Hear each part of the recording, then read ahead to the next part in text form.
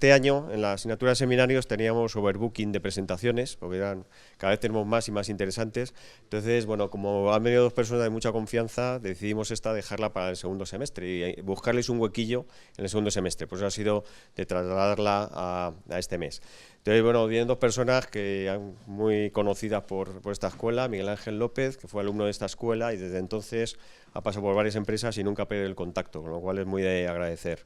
Ahora es director del Departamento de Innovación de SATEC. Y Héctor, pues alumno de esta escuela, alumno del máster de distribuidos y empotrados, en el que algunos de vosotros estáis matriculados, pues que van a colaborar para contarnos un tema yo creo que está muy en boga, que son los modelos, arquitectura, software para IoT. Entonces yo no me enrollo más y les cedo la palabra. Bueno, solo decir que además Héctor, lógicamente, también trabaja en mi grupo y alguien más que ya os contaré luego, ¿no? O sea que vamos haciendo cantera con este máster y en esta escuela. Bueno, voy directamente a la presentación.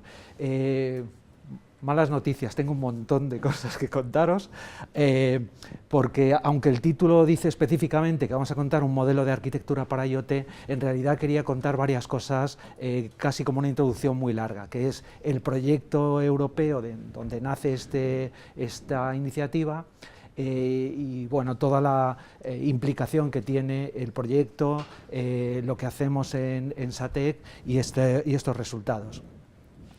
Entonces, bueno, para empezar, me gustaría saber si conocéis la compañía SATEC, o si alguien la conoce, si nadie la conoce. ¿Alguien la conoce? Bueno, tenemos por lo menos un par de... Bueno, pues intentaré ir rápido, solo a modo de introducción para que nos ubiquéis un poquito. Bueno, SATEC es una compañía que ha cumplido 30 años, es una compañía totalmente española, multinacional, grande, somos en el mundo unos 1.200, aunque digamos en el negocio internacional tenemos sedes básicamente en España, Portugal y África, aunque más en Marruecos, pero también tenemos negocios grandes en países como Costa de Marfil o como Angola. Bueno, es importante esto, aunque no os lo parezca, porque yo creo que no hay muchas empresas en España, españolas, en el negocio de TIC y que haga las cosas que hacemos, que es prácticamente como empresa grande casi de todo en el mundo de las comunicaciones y la informática. Bueno, como os decía, tenemos sedes en varios países, pero básicamente es ahora mismo, aunque tampoco sea lo más habitual, es en África donde más nos estamos desarrollando. Bueno, una cosita más de SATEC que es importante y luego veréis por qué, es la primera parte. ¿De dónde nace el hacer este tipo de cosas de innovación? Bueno, pues por acercarme al presente, pues lo último que hemos hecho es crear una especie de grupo de trabajo que llamamos SATEC 4.0, en el que intentamos empezar a desarrollar las cosas más modernas o más de futuro. Casi todo, y por eso lo llamamos al grupo SATEC 4.0, lo que pretendemos es meternos de lleno en el mundo de la industria 4.0 por una razón, porque debajo de ese mundo aparecen una serie de tecnologías que llaman palancas o habilitadoras de la industria 4.0 que nos interesan mucho. Os podéis imaginar, Big Data, analítica de datos, seguridad informática, IoT, etc. Entonces lo hemos intentado encauzar ese grupo de trabajo a través de una iniciativa que llamamos Lean Lab. El Lean Lab no es más que, yo diría, una filosofía, ¿no? Tenemos un espacio de trabajo, pero es realmente una filosofía. Lo que intentamos es buscar proyectos que desarrollen tecnologías emergentes y en un entorno colaborativo pues darle salida. El entorno colaborativo es pues a través de las relaciones con las universidades, traer becarios, hacer relaciones con startups y con otras empresas también grandes. Bueno, eso es un poco el contexto para ir rápido. La segunda parte del contexto y de la introducción, el proyecto europeo RECAP. Nosotros desde hace años siempre hemos mantenido abierto un proyecto europeo de innovación. Primero fueron pues, los quinto, sexto programa marco, séptimo programa marco, también hubo algún Eureka. Y en los últimos años hicimos, en colaboración también con un grupo de la escuela, hicimos un séptimo programa marco, terminamos y empezamos un H2020 que es este del que os voy a hablar.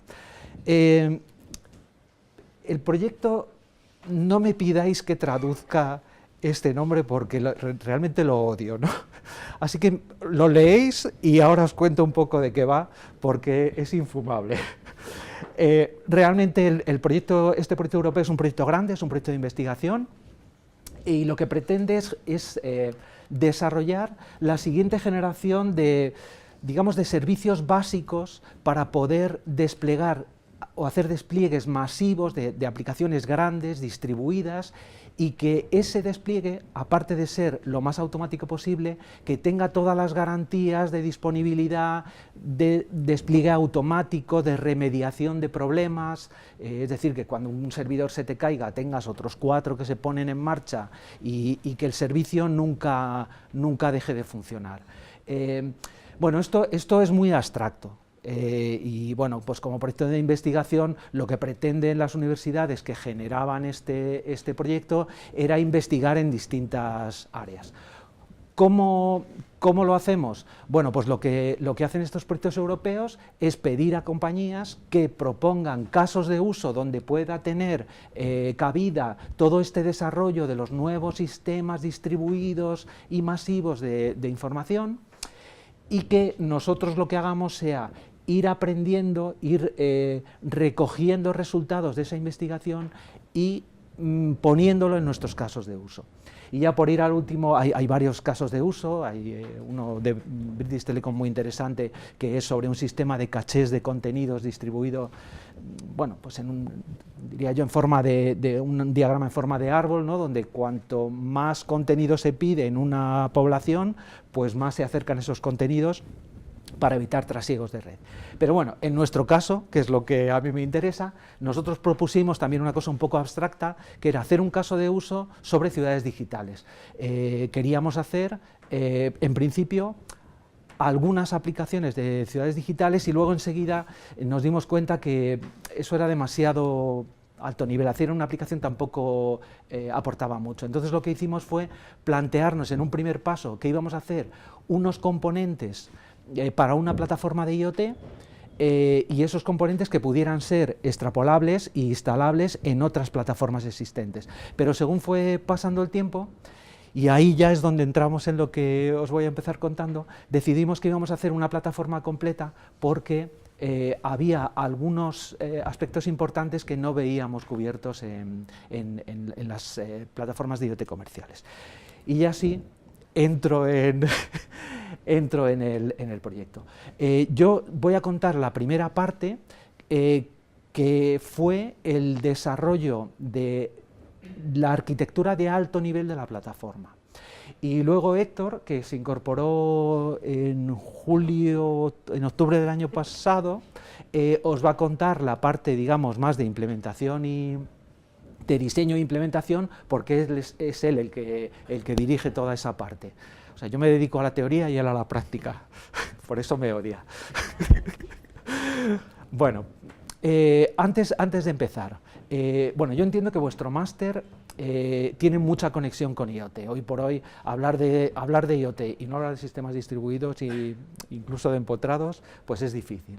Entonces me parecía buena idea empezar con algunas definiciones para que veáis un poco cómo está este mundo del IoT. Yo he cogido primero la estándar, ¿no? ¿Qué es IoT según la ITU, ¿no? Y ellos hacen una definición, hombre, yo creo que es muy inteligente, ¿no? Hacen una definición que vale para hoy y seguramente para dentro de 50 años, ¿no? La voy a leer porque, por supuesto, no me aprendo estas cosas de memoria, pero bueno, ellos dicen que IoT es una infraestructura mundial para la sociedad de la información, que propicia la prestación de servicios avanzados mediante la interconexión de objetos, sean físicos o virtuales, gracias a la interoperabilidad de tecnologías de la información y comunicación presentes y futuras. Bueno, yo no sé si leyendo esto queda muy claro que es IoT, ¿no? Al final, bueno, lo que vienen a decir es, bueno, que lo que queremos decir con IoT es que cualquier cosa puede estar conectada a Internet y tenemos que poner allí las bases para que todo se pueda conectar, hacer aplicaciones y demás. Bueno, cuando he ido dando pasos hacia adelante y llevo ya tiempo haciendo un seguimiento, empecé a mirar a ver si había alguna definición de lo que es una plataforma de IoT. Es decir, vale, bueno, IoT en general está muy bien, ya sabemos lo que es, Pero esas infraestructuras de base, ¿qué son?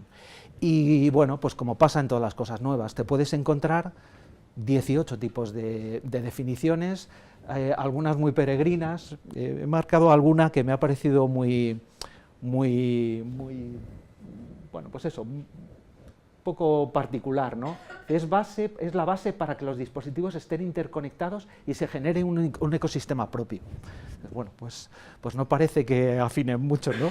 Pero si veis en general, las dos tendencias que viene habiendo en el tema de la IoT o de las plataformas de IoT, básicamente son dos.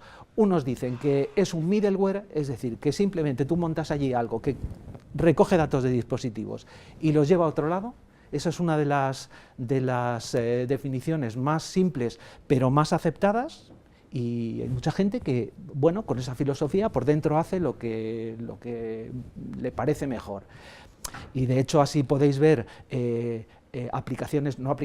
plataformas de IoT específicas del mercado que tienen, digamos, unas tendencias muy concretas. Por ejemplo, Cisco tiene su plataforma de IoT. Cisco es una compañía de comunicaciones, moraleja, ellos lo basan todo en el aspecto de red y hacen ese middleware como si fuera, digamos, prácticamente parte de la red. Y bueno, hay otros que hacen otro tipo de plataformas que siguen otro sistema, pues el típico sistema de capas. Esa es la segunda tendencia. Estructuran casi las plataformas de IoT como las capas OSI, básicamente, pues una capa física y de ahí para arriba pues una capa de red, una capa de enlace, aplicación, bueno, etcétera, ¿no? Más o menos.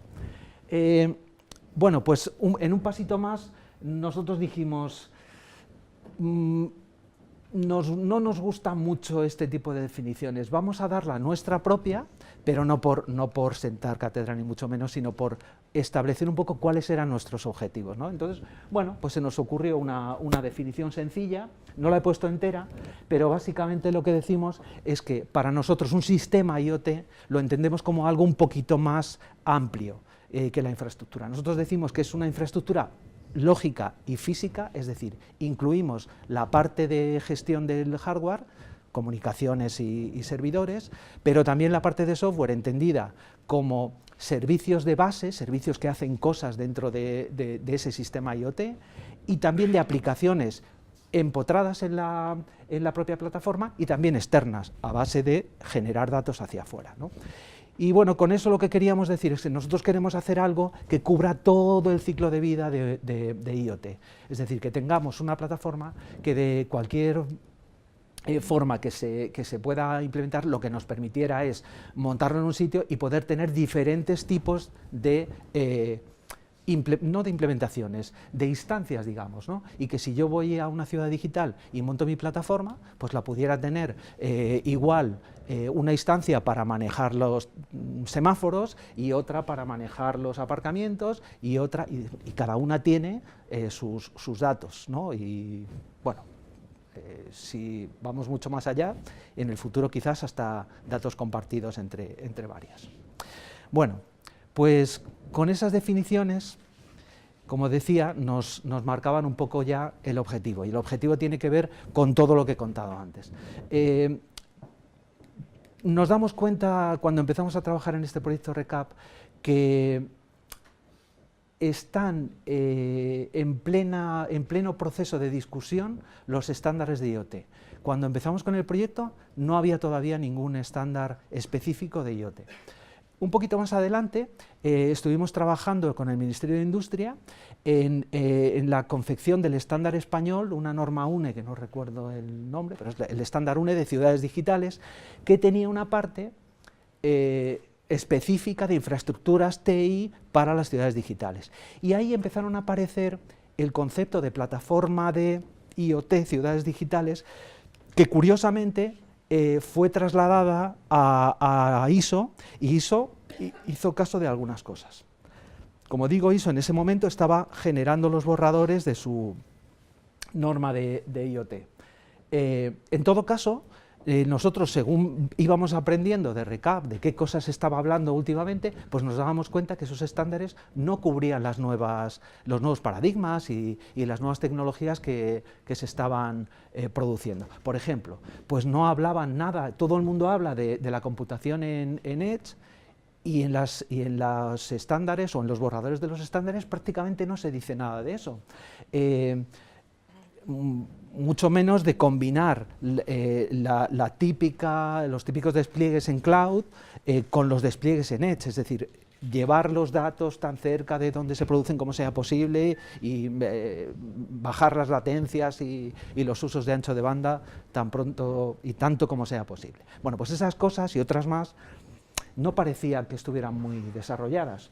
Entonces, bueno, pues, ¿cuál fue nuestra apuesta? Bueno, pues vamos a intentar seguir un estándar, en este caso el estándar ISO, que ya de hecho salió en octubre, noviembre del año pasado, y aplicarle, no a toda la norma, no pretendíamos rehacer la norma, sino proponer un modelo de arquitectura que pudiéramos luego desarrollar más adelante, que estuviera de acuerdo con la norma, pero que tuviera en cuenta algunos conceptos que habíamos ido definiendo, como os decía, por ejemplo, la capacidad de un sistema de IoT de procesar información no en Edge o en Cloud, no, procesarla en el mejor nodo posible con las características que queramos, es decir, para ahorrar pues en latencias, o para ahorrar en anchos de banda, o para ahorrar en las capacidades de almacenamiento de los servidores, me da igual.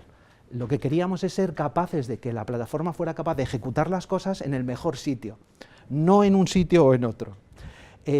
Otra idea fuerza que nos dimos cuenta que era muy interesante es la orquestación del hardware y del software. Es decir, en cuanto tengas un sistema un poquito grande, necesitas que el sistema se despliegue automáticamente y además que todos los componentes tengan las mismas versiones y que eso se haga de forma automática. Y no digamos ya si tienes que poner o quitar servidores o servidores virtuales de una instalación un poco grande, ¿no? Queríamos que eso se pudiera automatizar lo más posible. Bueno, todos estos conceptos que veis aquí fuimos un poco dándoles contenido, y de ahí pasamos ya a nuestra propuesta, ¿no? Bueno, pues nuestra propuesta fue, como os decía, proponer una arquitectura de referencia. Vuelvo a repetir que no pretendíamos rehacer la norma ISO, sino dar un pasito más y decir, bueno, siguiendo la norma ISO, nosotros vamos a hacer una arquitectura de referencia poniendo algunos componentes que no vemos que estén desarrollados en esa norma. Y entonces fuimos directamente al modelo de entidades que marca la norma ISO. Hace definiciones, por supuesto, de todo tipo, hace definiciones de objetos, de clases, de funcionalidades, etcétera. Pero a mí me interesaba mucho el modelo de entidades porque es el que da un poco, el que recoge en forma de grupos las funcionalidades de una plataforma de IoT. Y ahí es donde nos centramos. Si veis el dibujo, pues lo que está en azul es lo que nosotros hemos ido proponiendo sobre el modelo de referencia de la norma ISO. Y bueno, no marco mucho el tiempo, Javier, pero voy muy brevemente para que Héctor os pueda contar un poco el diseño y la implementación, que seguro que es más importante. Simplemente quería dar un repasito a algunas de las cosas que hemos incorporado, algunas de las entidades que hemos incorporado, para que veáis un poco cómo se relacionan con las ideas y con los conceptos que habíamos ido definiendo. Bueno, la primera cosa que incorporamos, que ya habíamos trabajado antes en otro proyecto europeo, era la de hacer un colector de datos más allá del típico gateway que aparece en todas las plataformas de IoT, y que es un poco cajón desastre. Nosotros decíamos, no, queremos algo más específico, queremos un componente que sea capaz de recolectar no solo datos, sino flujos. Y cuando hablamos de flujos, hablamos que hoy por hoy los dispositivos son complejos, muchas veces son inteligentes, y no nos dan un dato, nos dan un conjunto de datos y a veces relacionado. Por poner un ejemplo, nosotros ahora mismo estamos trabajando en un sistema muy sencillito de recolección de datos de un viñedo, y realmente tenemos un solo componente que recoge los datos de varios sensores y a nosotros lo que nos llega a la plataforma es ese flujo de datos. No me llega la temperatura por un lado, la humedad del suelo por otra, no, me llega un flujo que me dice si es información meteorológica, toda, o si es información del suelo, toda, o si es información del ambiente, toda. Entonces trabajamos con ese concepto de flujos. Y lo que hace el colector, aparte de ser muy ligero y como os contará Héctor, tiene la ventaja de que somos capaces de hacer ciertos tipos de procesos o preprocesos con los datos. Podrían ser temas tan sencillos como de calidad de dato, pero bueno, se podrían hacer algunas cositas un poquito más en profundidad, aunque, bueno, tampoco sin exagerar. O sea, lo que queremos con el colector es que recolecte, que no pierda datos y que lo haga deprisa y lo haga bien.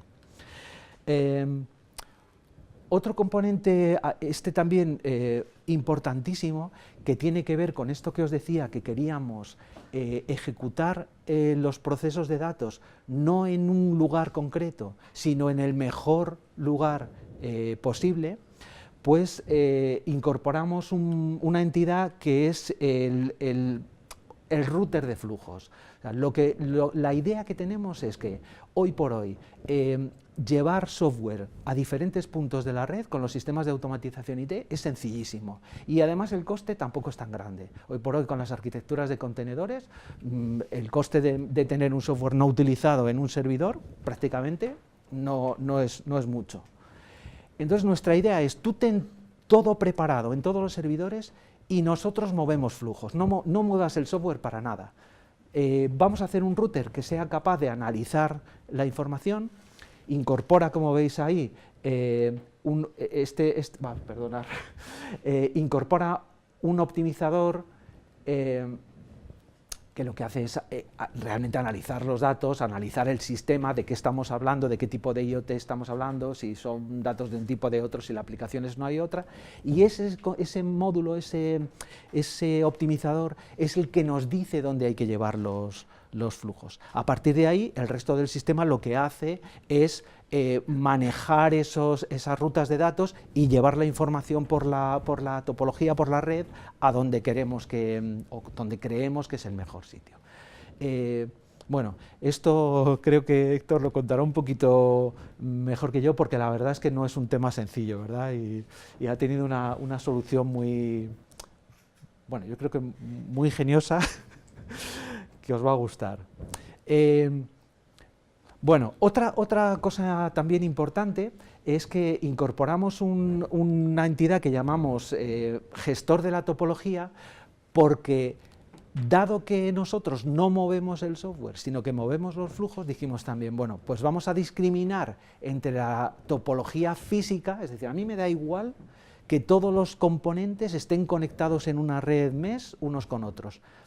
Nosotros, para sacar partido a esto, necesitamos poner unas restricciones y hacer una topología lógica. Es decir, poner unas restricciones que nos digan, y esto es bastante típico, pues que los dispositivos se conectan por vía inalámbrica por zonas solo a nodos de borde. A nodos pues pueden ser las antenas de telefonía móvil y de 4G, y bueno, pues hacemos esa restricción. Los dispositivos inalámbricos de una zona, pues es bastante típico que vayan a una zona, digamos a un edge, que está en ese tipo de instalaciones de borde y de antena.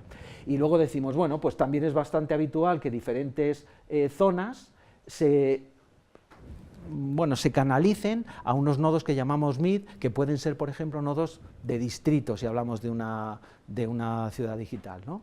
Y bueno, pues podemos hacer una especie de estructura lógica de árbol, de forma que aunque físicamente estos servidores estén conectados, pues si a nosotros no nos interesa, la topología lógica dirá, mira, tú a estos dos, por mucho que quieras, no van a intercambiarse flujos. A mí me interesa mucho más que si este tiene que mandárselos a otro, lo mande para arriba, que lo mande al lado. Bueno, pues eso lo podemos hacer.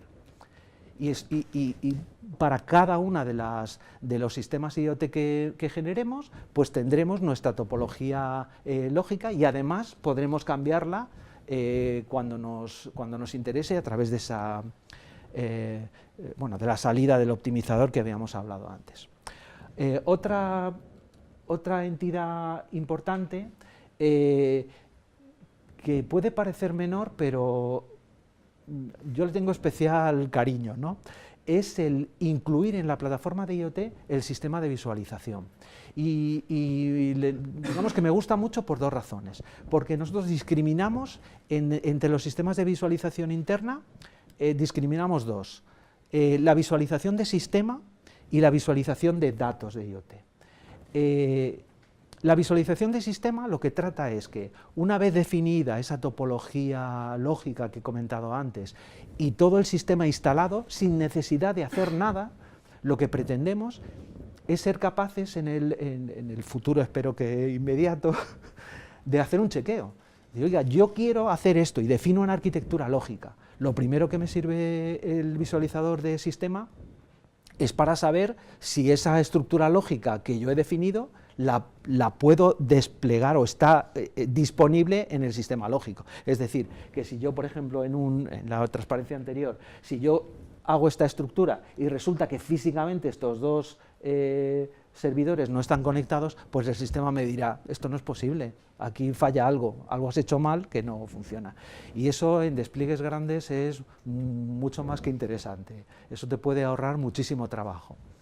En todo caso, el sistema lo hemos ampliado, el sistema de visualización de sistema, y procuramos también que muestre cuáles son los flujos de información y por dónde pasan. Bueno, eso digamos que se ve un poco aquí, ¿no? Hacemos diagramas que nos dicen de dónde salen los flujos de información y hasta dónde llegan al final, lo cual da una visión bastante buena de cómo se está optimizando ese movimiento de flujos por el sistema, o si es estático o si no. Y además de eso, somos capaces de mostrar no solo las características de cada enlace y de cada servidor, sino también de su uso. Es decir, el sistema te permite ver si un enlace tiene mucha o poca carga, o si un servidor tiene mucha o poca memoria en uso, etc. Bueno, como digo, da una imagen de sistema, independientemente de las aplicaciones que tengas, pues que es muy interesante, y a nosotros así nos lo parece. Y la parte de datos, pues es tan simple como que aportamos un sistema que es capaz de localizar y presentar qué tipos de datos se están recibiendo. Tienes una serie de plantillas gráficas y de widgets para representar esos datos. Entonces, de una manera muy sencilla, cualquier operador ve los datos que están pasando por el sistema y dice, bueno, me voy a hacer mi cuadro de mando para ver qué está pasando por aquí. Entonces coge una plantilla y dice, pues tengo coches, posiciones, vale, pues cojo un mapa y ponme estos datos de coches, de posiciones, me los pones en un mapa, y ahí debajo pongo el número de peticiones de, yo qué sé, pues de taxis que se están produciendo. Bueno, pues si el dato está, me cojo un diagrama de barras y se lo llevo. Y una vez compuesto ese diagrama o ese cuadro de mandos desde el punto de vista lógico, pues le das a un botoncito y aquello empieza a aparecer en una URL que tú puedes colocar en tu navegador y empezar a ver cómo el cuadro de mando está moviendo los datos y está representando el estado del sistema en cada momento. Bueno, pues ya acabando casi mi parte, en una de las entidades más comunes de la norma ISO es un poco como el cajón desastre, ¿no? Ponen una caja arriba que lo llaman Cloud Entity, que lo que pretende es dar servicios al exterior.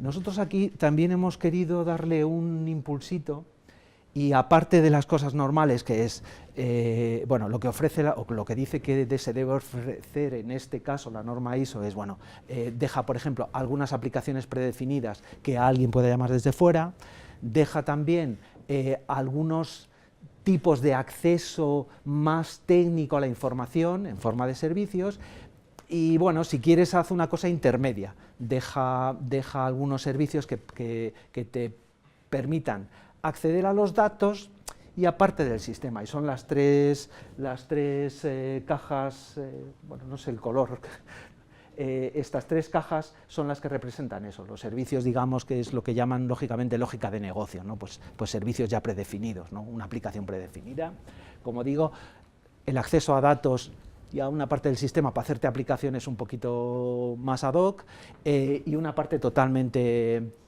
técnica por si quieres acceder desde fuera, tienes permiso lógicamente a todos estos servicios. Pero como digo, nosotros hemos querido ir un poquito más adelante y poner dos cajitas más.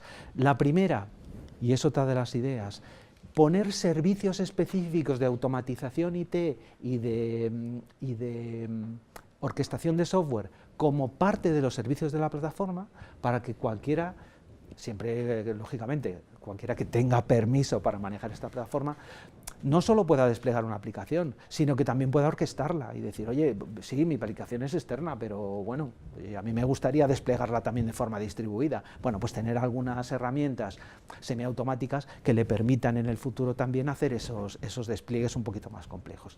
Y la última es la incorporación de algunas funciones basadas en IoT y en ledger distribuidos, que bueno, al fin y al cabo es lo mismo, son dos implementaciones de lo mismo. Me imagino que todos conoceréis un poco qué es IoT, no deja de ser al final como una especie de libro de registro distribuido, seguro y popular. Bueno, pues el tema es que hay una discusión en curso hoy por hoy que dice que el primer uso de blockchain debe ser la identidad digital.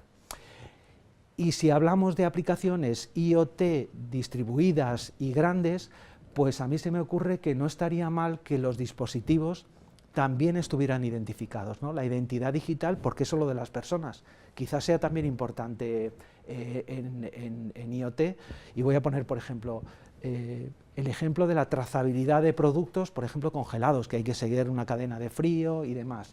Bueno, pues el ser capaces de identificar ciertos dispositivos, vamos a decir, por ejemplo, contenedores de transporte en barcos y aviones, bueno, pues si los tienes identificados, además tienen una serie de componentes que envían datos de esa cadena de frío o de otras cuestiones, bueno, pues se pueden, todas las transacciones que se vayan haciendo en el transporte de ese material frío, pueden estar identificadas, pueden estar trazadas y sobre todo trazadas de una manera fiable, ¿no?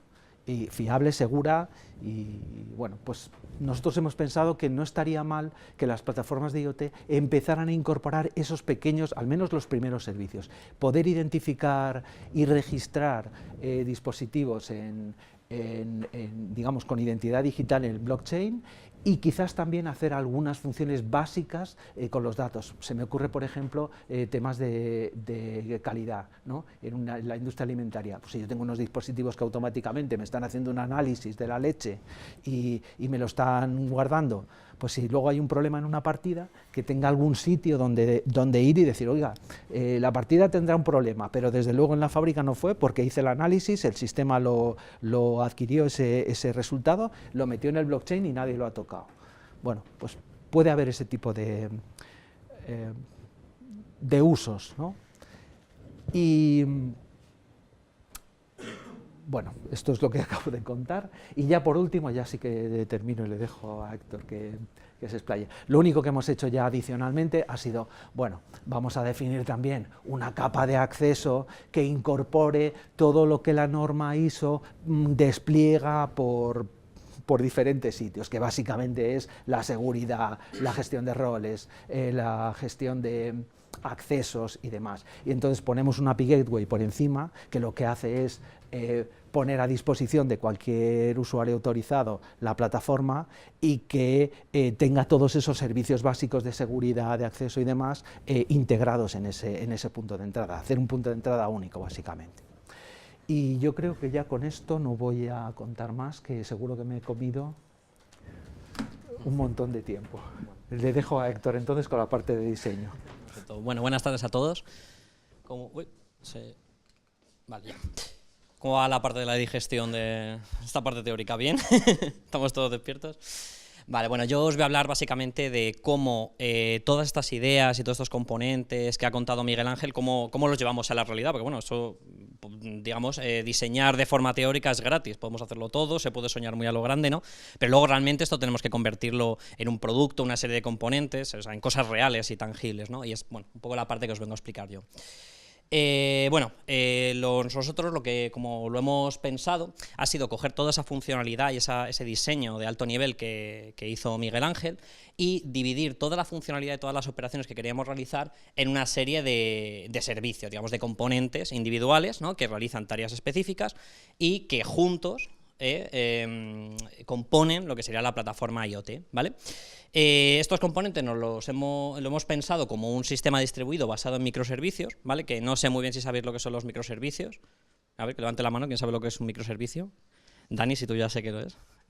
Vale, bueno, en caso de que no sepáis muy bien lo que es, bueno, es básicamente, pongo aquí la definición de Martin Fowler, que fue un poco el creador de esto, ¿no?, el que apostó más por esto, que bueno, son un enfoque para desarrollar una única aplicación como un conjunto de pequeños servicios, cada uno ejecutando su propio proceso y comunicándose con mecanismos ligeros, a menudo un API a través de HTTP. Es decir, bueno, el enfoque básicamente es crear pequeños componentes que realicen tareas específicas y que sean capaces de comunicarse entre ellos para proveer de una funcionalidad más completa, ¿no? Si echamos aquí un ojo a esta imagen, podemos tener una visión general un poco de cómo está diseñada la plataforma. Probablemente desde donde estéis no estéis leyendo absolutamente nada, pero bueno, quedaros más o menos con la idea de que existen diversos componentes, en diversos colorines, que luego explicaré lo que son, distribuidos en torno a varias cajas, que bueno, también ahora más adelante explico lo que son, y que bueno, todas esas flechas que tenemos por aquí son interacciones entre esos componentes, entre esos servicios que nos están proveyendo de la funcionalidad completa, ¿no? A ver si es capaz de... Vale. Una buena pregunta, ¿por qué? Me encanta esta transparencia, ¿eh?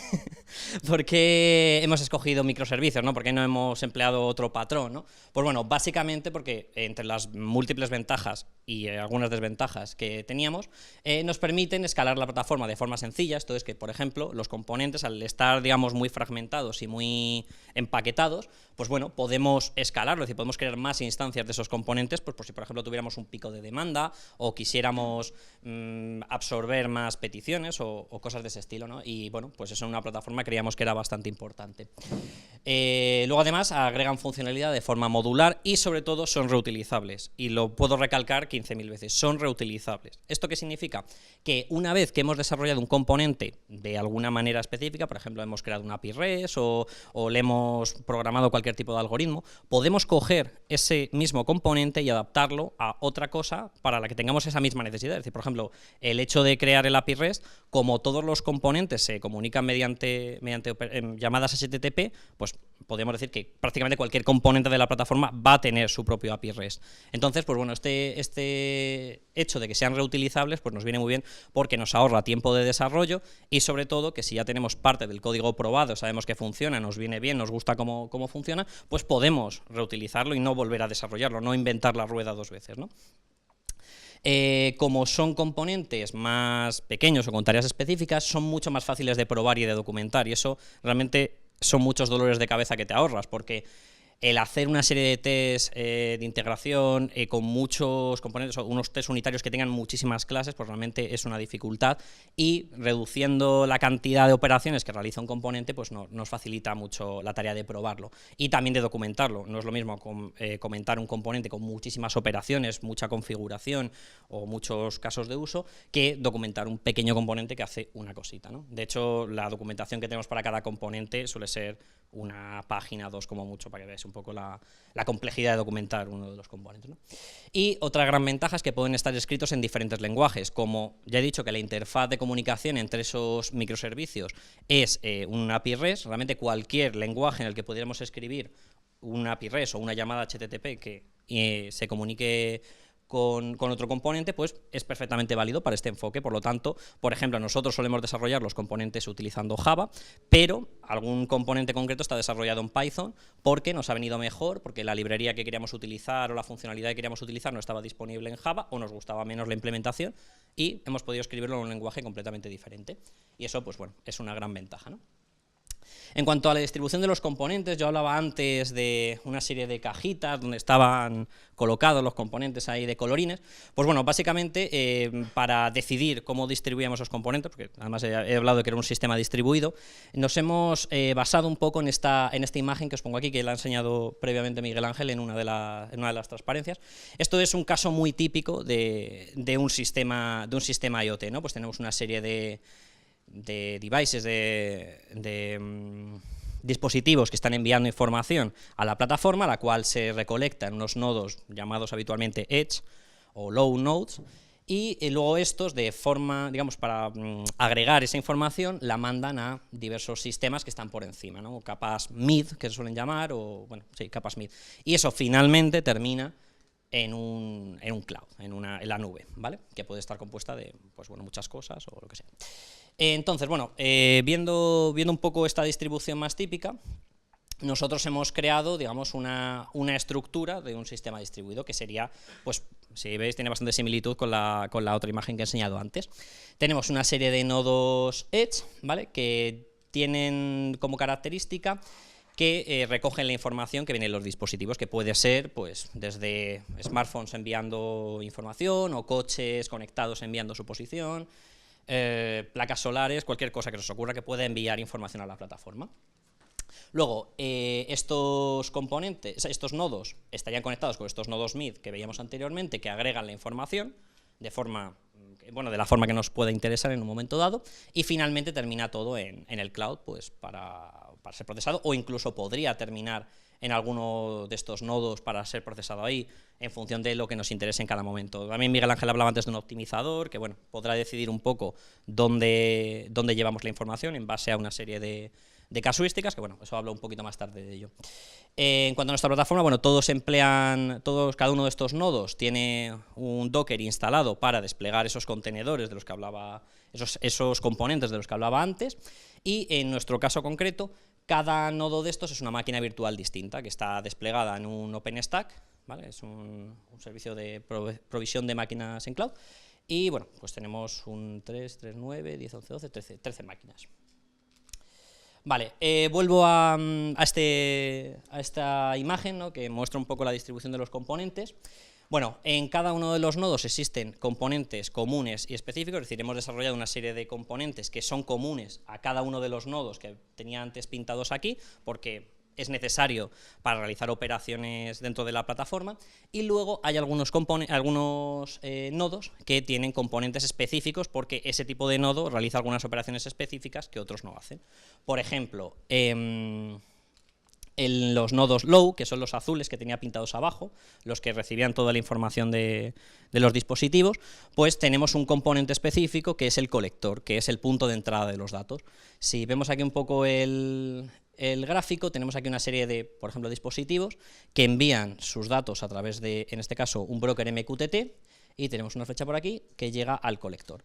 El colector recoge los datos y los envía a la plataforma para ser agregados en estos nodos mid que hablábamos antes, que son los que tenemos en medio, los que estaban en rojo, y que recogen la información de varios nodos Edge y agregan esa información.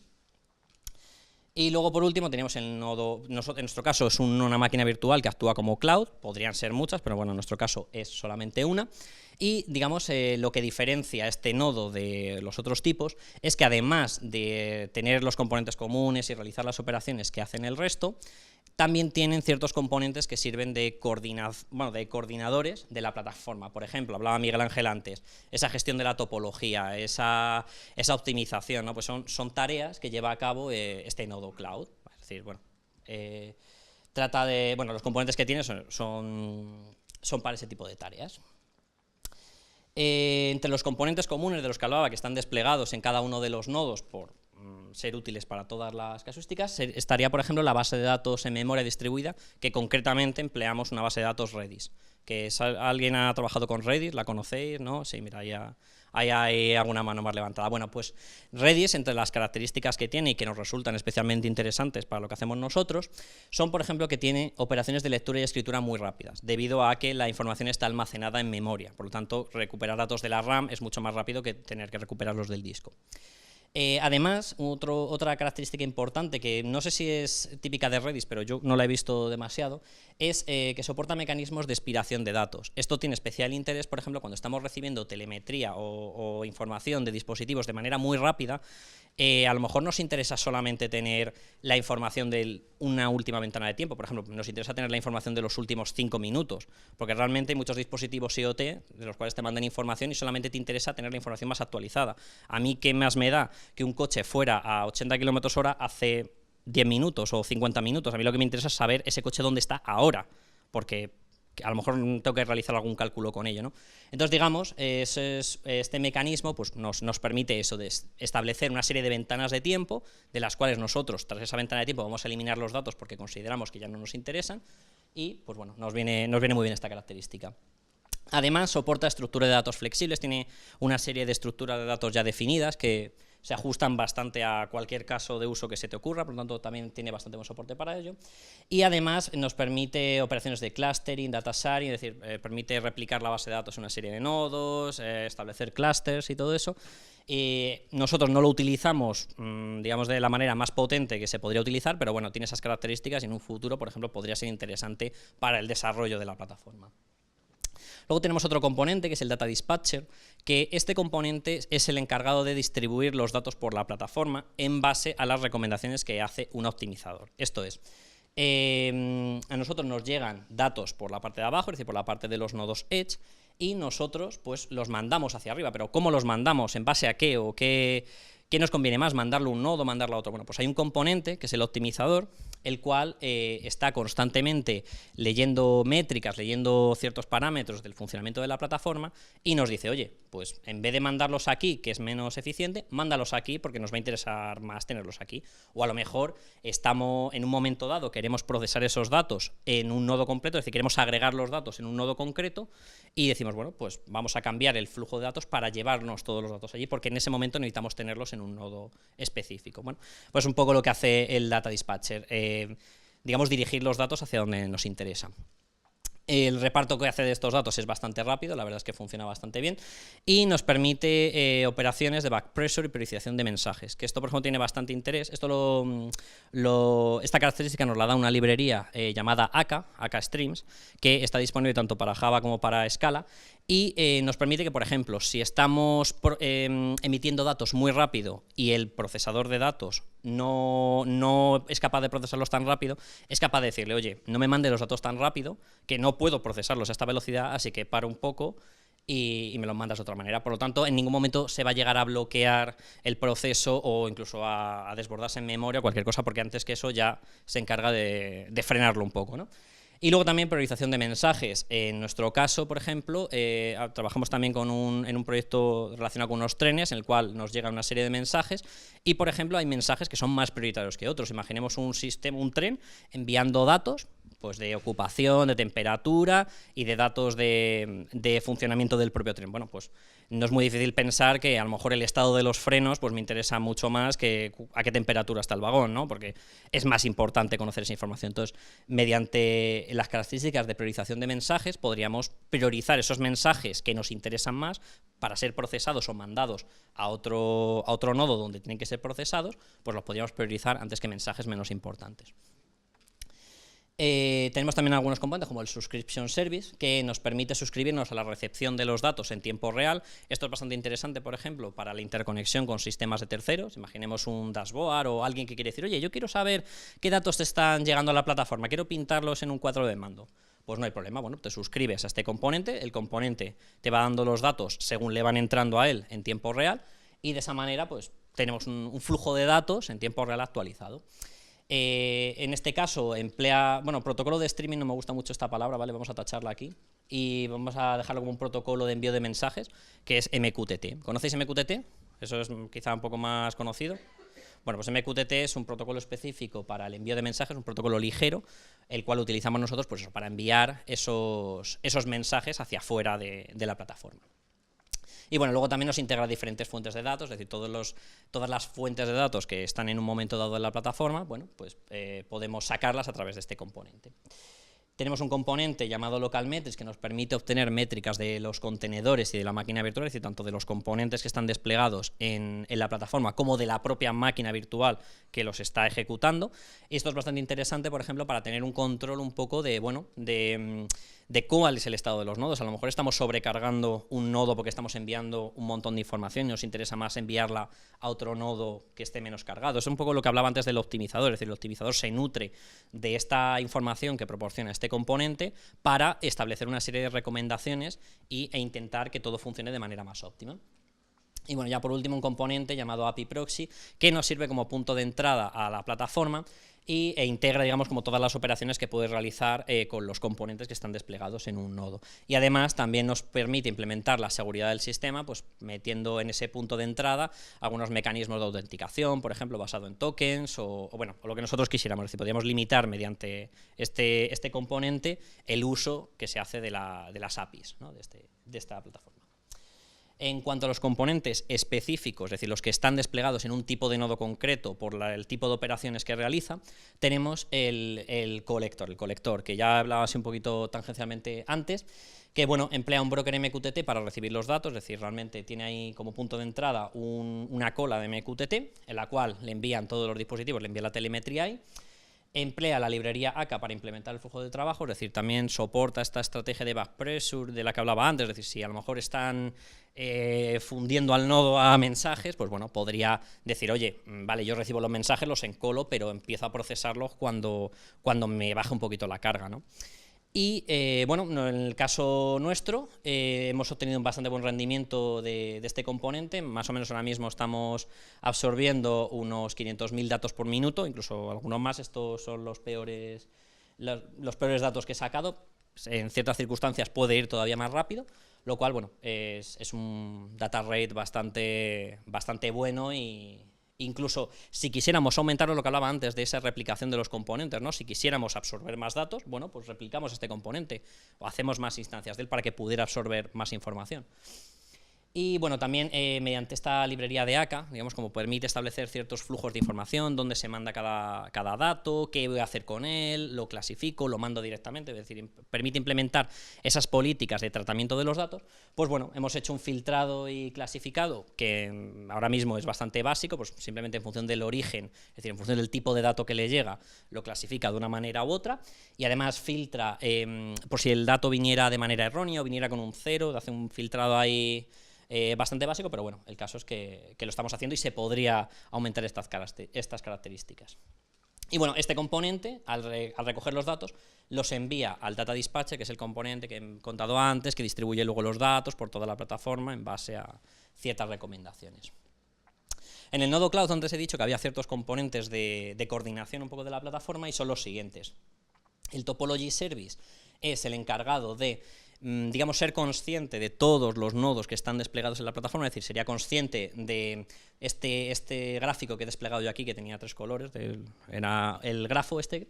Entonces, de esa manera, siendo consciente de qué nodos hay desplegados, dónde está cada uno, qué conexiones hay entre unos y otros, pues bueno, puede gestionar esos flujos de datos, es decir, puede cambiar el flujo de datos de un nodo hacia otro de tal manera que pudiéramos decir, oye, pues en vez de mandar los datos de esta manera aquí o agregarlos en este punto, pues me interesa más cambiarlo y enviarlos a otro, así que cambio el flujo de los datos, cambio la dirección de los datos.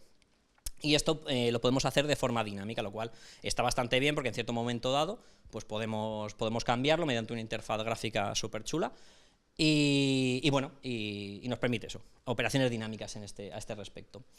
También tenemos un servicio Metric Service, que es, digamos, el servicio central que se encarga de recoger todas las métricas de cada uno de los nodos. Se apoya en este servicio de topología para conocer cuántos nodos hay en la plataforma, dónde están, cuál es la dirección de cada uno, etcétera, etcétera. Y permite reenviar las métricas a sistemas externos, que es un poco lo que hablaba antes, de que a lo mejor alguien, pues oye, está interesado en saber un poco cómo está funcionando o quiere hacer un optimizador mejor que el que tenemos. Bueno, pues de esta manera sería el punto de conexión del tema de las métricas con el mundo exterior, ¿no? o sistemas de terceras partes. Y ya por último, en el nodo Cloud también tenemos una base de datos históricos He dicho antes que la base de datos que estábamos utilizando en toda la plataforma era Redis, porque también nos permitía ese tema de expiración de los datos, no guardar todos los datos siempre, sino que bueno, fueran, por así decirlo, como caducando, entre comillas, para no tener todos los datos guardados. Bueno, pues en este caso sí nos ha parecido importante colocar una base de datos histórica en el nodo cloud, porque a lo mejor a posteriori, para hacer análisis de datos o para alguna operación que queramos hacer, sí nos interesa tener todos los datos guardados. Pero bueno, nos interesa tener los datos guardados en un punto central, con una serie de tecnologías específicas, y es por ello por lo que este componente, además de la base de datos de Redis, sí que tiene una base de datos histórica que bueno, está orientada al almacenamiento masivo de la información, ¿vale? En cuanto, digamos, un poco a lo que es la forma de trabajar que tenemos nosotros en SATEC con este proyecto y con el resto de proyectos que tenemos, nosotros tenemos un enfoque de integración continua y entrega continua, el cual llevamos a cabo mediante ciertas herramientas que a lo mejor os suenan o a lo mejor no. Por ejemplo, GitLab es una herramienta un poquito reciente, no lleva tanto tiempo en el mercado, pero para que nos entendamos todos es como una especie de GitHub, ¿vale? Que eso sí que supongo que lo conoceremos todos, pero con una serie de herramientas y una serie de tecnologías integradas que nos permite, digamos, definir estos flujos de integración continua y de despliegue continuo. También utilizamos Ansible, que es una herramienta de la que hablaré en la siguiente transparencia, que bueno, nos permite automatizar ciertas cosas. Empleamos Docker para el tema de la containerización de esos componentes, que Docker, por ejemplo, también es bastante famoso y probablemente lo conozcáis todos. Rancher, que no es una herramienta tan conocida, esta herramienta lo que nos permite es orquestar esa serie de componentes desplegados en los diversos nodos, nos permite iniciarlos, pararlos, actualizarlos y todas las operaciones que queramos llevar a cabo con esos componentes. Y por último SonarQube, que está más orientado a tema de testing, de pruebas y bueno, ese tipo de calidad del código, ese tipo de cosas. Hablaba antes de Ansible. Ansible es una herramienta para la provisión automática de infraestructuras. Bueno, hace más cosas, ¿vale? Realmente nos serviría para automatizar muchos aspectos de provisión de infraestructura, además de otra serie de cosas, pero nosotros lo utilizamos para esto. En cuanto a las tareas que llevamos a cabo con esta herramienta, pues bueno, provisión de máquinas virtuales. Nosotros vamos con esta herramienta podemos decirle a nuestro proveedor de infraestructura, oye, créame una serie de máquinas virtuales con estas características, que tengan estos enlaces o estos sistemas operativos instalados y tal.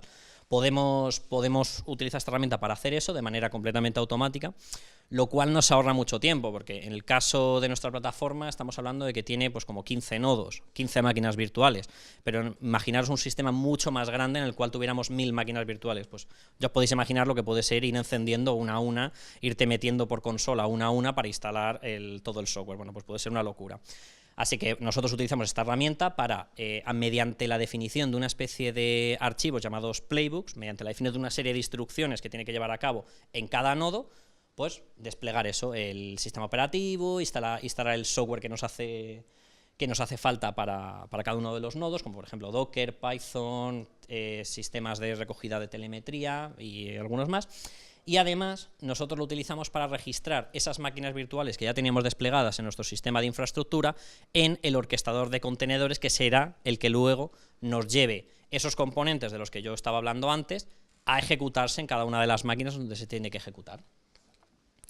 Para que os hagáis una idea así un poco del flujo de trabajo que empleamos nosotros, en primer lugar tendríamos aquí a los desarrolladores que están ahí picando código, como por ejemplo nuestro amigo Dani, y los cuales, cuando ya tienen un componente terminado o una actualización de un componente, realizan un push a ese repositorio que es GitLab, que está basado en Git, el cual lo recoge, hace bueno, en este caso, por ejemplo, podría compilar ese componente o podría realizar cualquier operación para empaquetarlo en un contenedor Docker, es decir, para crear una imagen de Docker de él. Y una vez se ha creado ese componente y añadido a un repositorio de imágenes Docker que tiene el propio GitLab, notificamos al gestor de contenedores, que he dicho antes que era Rancher, y le decimos, oye, hay una nueva versión de un componente, o hay un nuevo componente, el cual quiero desplegar en mi sistema. Y dice Rancher, bueno, vale, perfecto, pues ya que me lo has dicho, vengo aquí, cojo ese componente nuevo que acabas de crear y te lo despliego en todas las máquinas.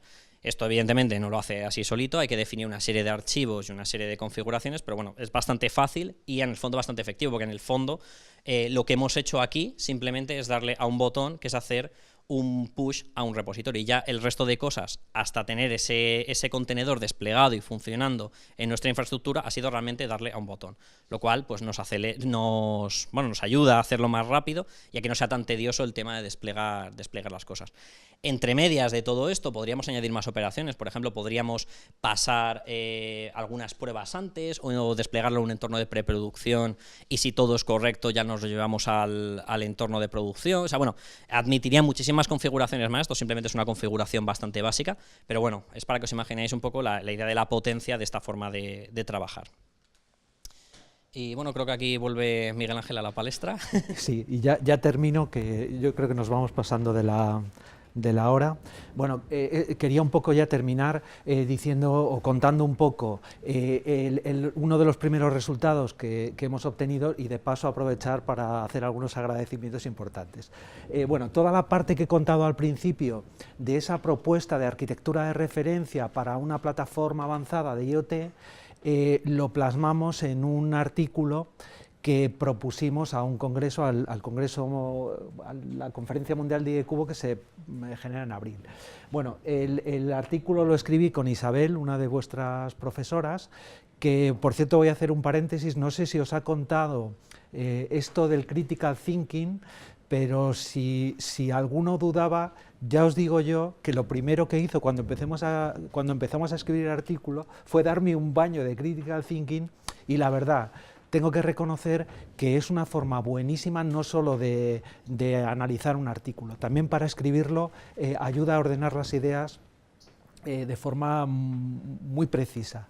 Bueno, pues esto ha sido un poco el primer resultado. Escribimos el artículo, lo propusimos a esta conferencia de IEcubo, nos lo han aceptado, y en abril presentaremos el artículo. Por cierto, darle las gracias también a Pilar, que nos ha hecho una revisión del artículo que nos ha venido estupendamente.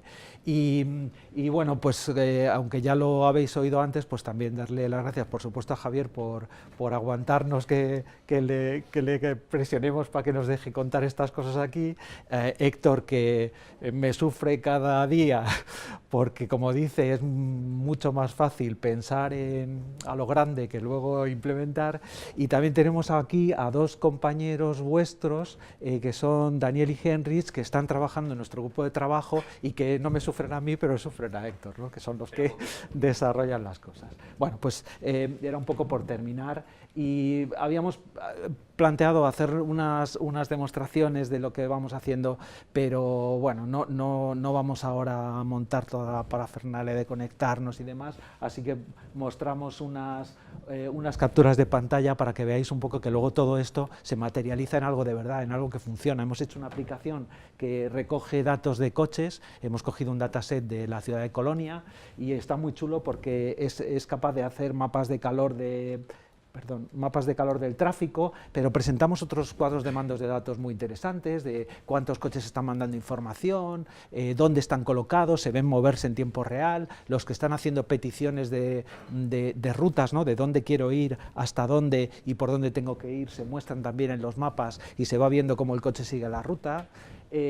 Y por supuesto, como decía también al principio, pues estos cuadros de mando de sistema que nos van a dar mucho juego en el futuro. Y Héctor, yo no sé si quieres finalizar con algo más, y si no, no sé si da tiempo a alguna pregunta, Javier. Básicamente no, que si hay preguntas en ese momento. ¿Alguna pregunta? Ninguna. Tenía aquí un par de ellas, entonces. La primera, la última.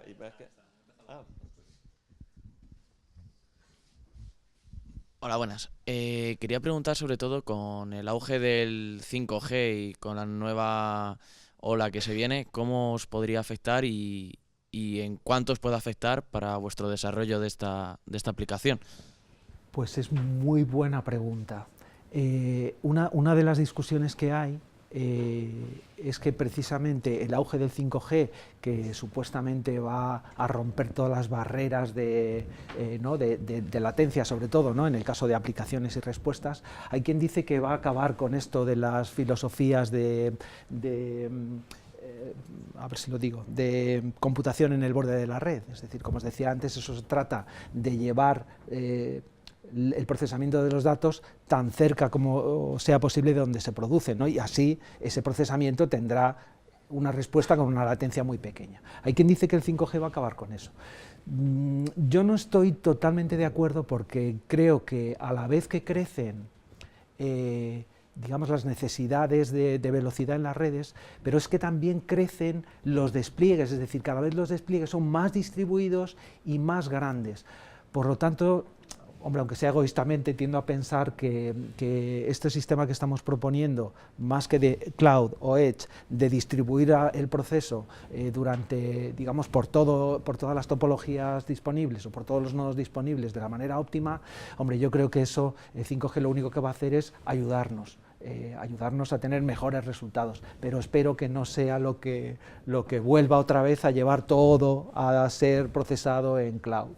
Bueno, es mi opinión, ¿eh? No sé si tengo razón o no, pero ya digo que a lo mejor egoístamente es lo que pienso.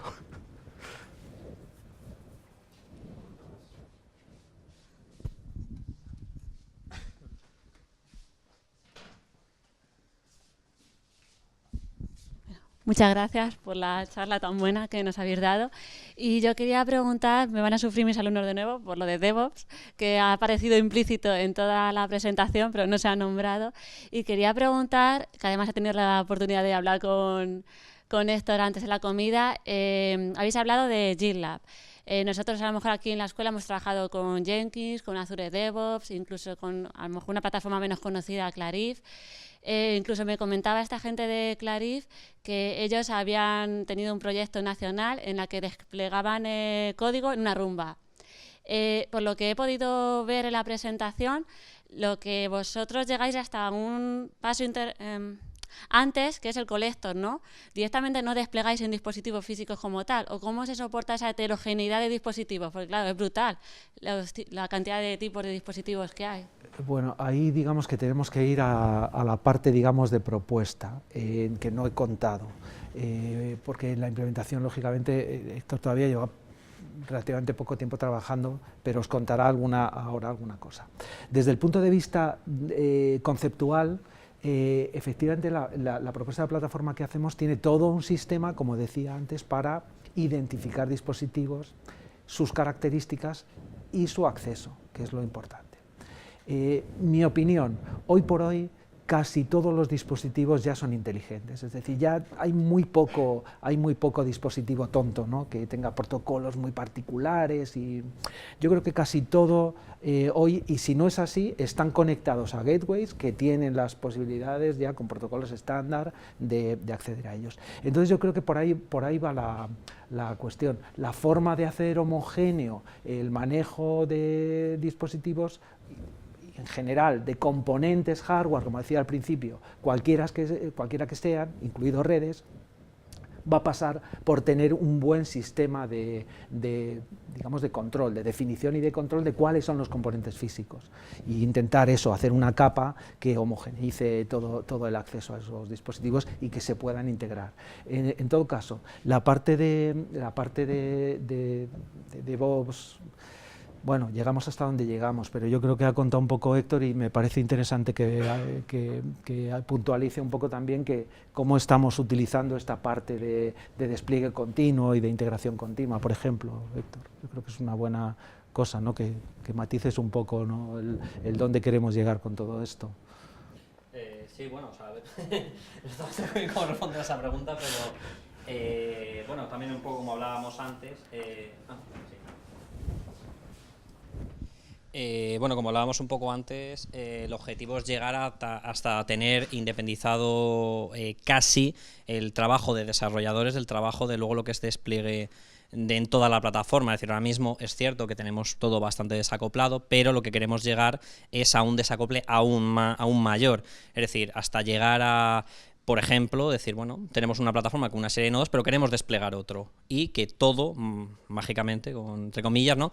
Se haga de manera automática. Yo simplemente me encargue de darle un botón y toda la infraestructura se provisione por debajo, se instale todos los componentes y mágicamente aparezca en nuestra plataforma y empieza a funcionar desde el minuto cero. Eso sería un poco el objetivo al que queremos llegar. Estamos en camino, tenemos bastantes cosas ya automatizadas, pero ahora mismo, a día de hoy, no es del todo posible. Pero... Sí. Bueno, y por un poco, como has mencionado, distintos tipos de, no sé si herramientas o plataformas de DevOps, nosotros la verdad es que no hemos probado más que con GitLab. Bueno, por dos razones fundamentales. Una, porque es la que se utiliza, digamos, de forma estándar en nuestra compañía, y bueno, pues nos alineamos con lo que dicen los expertos en sistemas. Y bueno, las demás yo no sabría decir si otras funcionan mejor. A nosotros creemos que cubre algunas cuestiones importantes, digamos, por lo menos en los primeros pasos de DevOps.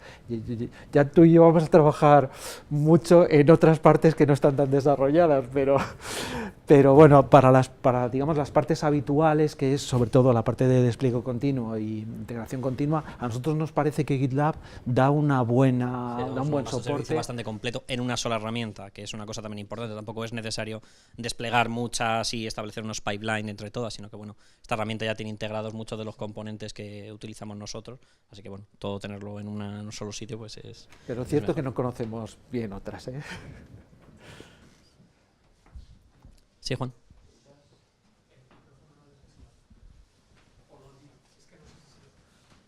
Voy yo para allá y ahora me lo traigo de vuelta. Bueno, buenas tardes. Primero daros las gracias por venir. Tengo una pregunta. Conforme vais llevando potencia a los Edge, ¿va perdiendo peso el middleware o no? Es que nosotros no tenéis middleware, ¿no? No tenemos el concepto. Eso es una de las ideas fuerza desde el principio. No queremos un middleware. Esa filosofía que hay ahora de que todo se hace como todos los sistemas IoT, todas las plataformas IoT, que se hace o en forma de capas o en forma de middleware, nosotros queremos eliminarla. Nosotros lo que decimos es que tenemos un sistema verdaderamente distribuido y por lo tanto no existe ese middleware. O dicho de otro modo, ese middleware está en todos los sitios o en casi todos los sitios. En todo caso, para ser sinceros, siempre, y lo ha apuntado Héctor, siempre tenemos una parte que está en el cloud y podríamos decir que es el middleware si hablamos de plataforma y de sistemas externos. Es decir, yo decía que nuestra plataforma IoT lo que pretende es que se puedan empotrar aplicaciones internamente, pero lógicamente tenemos que ser conscientes de que cualquier sistema IoT que se produzca antes o después requerirá datos y control por otros sistemas externos. Por lo tanto, esa capa de cloud quizás podemos decir que es al final la capa de middleware. Bueno, podría ser así. Por lo tanto, bueno, yo no creo que pierda fuerza. Al final tenemos las cosas bien, creo que bien ordenadas y así lo proponemos.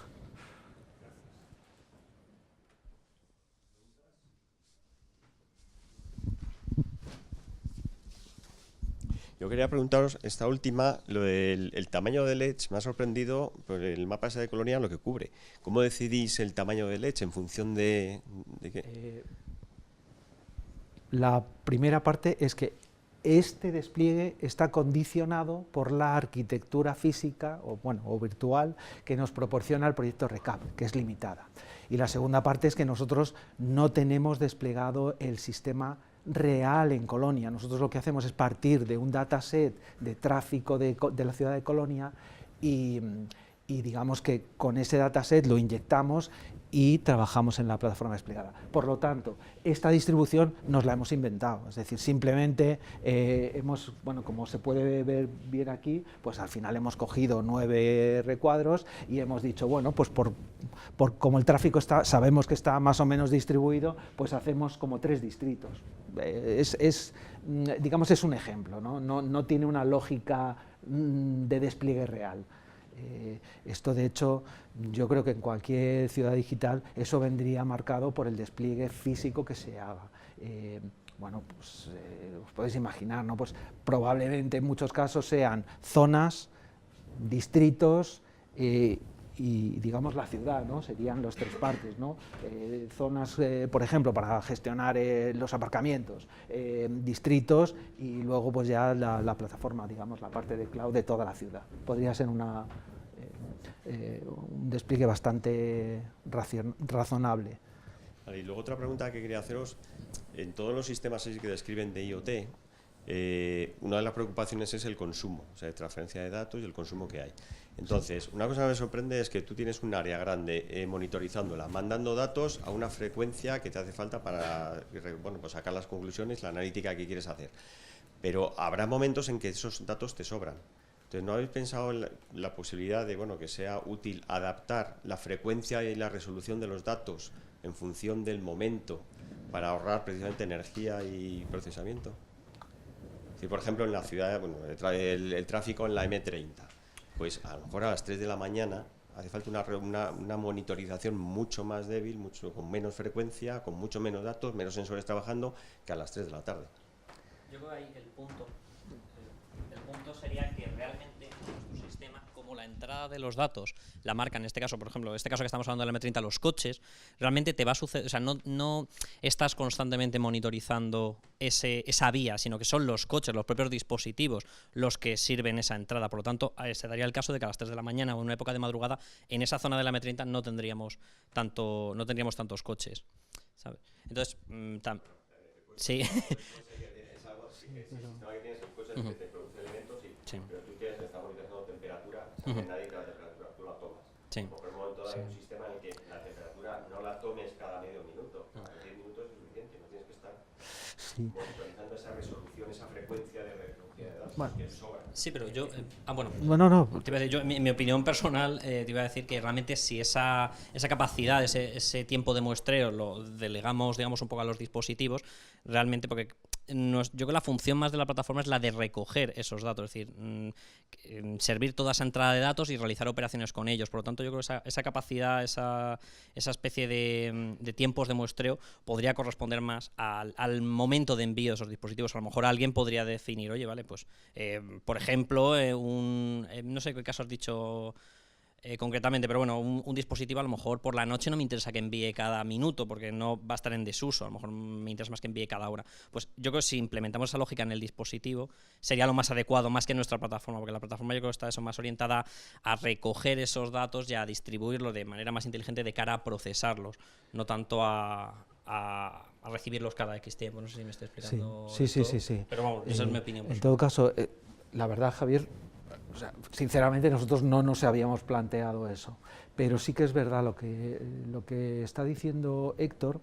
Además ocurre que empezamos a ver algunos gateways, como digo, el concepto de gateway en IoT al final no deja de ser una especie de concentrador, pero suelen ser inteligentes. Yo empiezo a ver algunas cosas por ahí, quizás no tanto en los gateways, ¿no? Pero sí en dispositivos inteligentes de verdad que permiten una cierta programación interna, ¿no? Podríamos pensar que se podría hacer esa diferencia de envío, se podría programar en el dispositivo, pero la verdad, nosotros ahora mismo eso ni nos lo habíamos planteado, ¿eh? Lo que es la frontera de entrada vendría a ser el punto de entrada de los datos, no más abajo. Yo considero los dispositivos en un punto por debajo de esa frontera. Sí, pero por cierto, Javier, ahora que has dicho eso, también creo que es importante contar que hoy por hoy muchísimos dispositivos de red, routers, gateways, puramente de red IT, ¿no? De red pura y dura, ya implementan sistemas para ahorro de energía que se basan también en eso. Quiero decir que la pregunta que hace Javier no es baladí, ahí hay una preocupación y una importancia y bueno, un poco lo ponía como ejemplo porque efectivamente a lo mejor sí que hay que preocuparse de todas las capas de la plataforma. No solo pensar que tienes dispositivos de red que ya ahorran energía y ya ahorran ancho de banda y muchas otras cosas, sino que a lo mejor también deberíamos pensar en eso. Yo creo que, Javier, ahí nos has abierto... Dura X. Si puedes dormir tanto tiempo, te va a durar más. Sí, muchas gracias, Javier, por añadirnos más trabajo. sabe que cuando volvamos te lo voy a poner en la mesa. Dani, luego hablamos. Vale, pues nada, puedo despedir. Muchas gracias a Miguel Ángel y a Héctor por la charla y muchas gracias a vosotros.